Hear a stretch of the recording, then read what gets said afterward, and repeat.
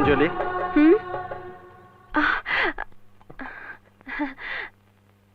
খুব কষ্ট হচ্ছে মা তোর এখানে। আমার যে কিছু করার নেই। তুমি আমার জন্য যা করছো এই অনেক। এই দেখ তোর জন্য কি এনেছি।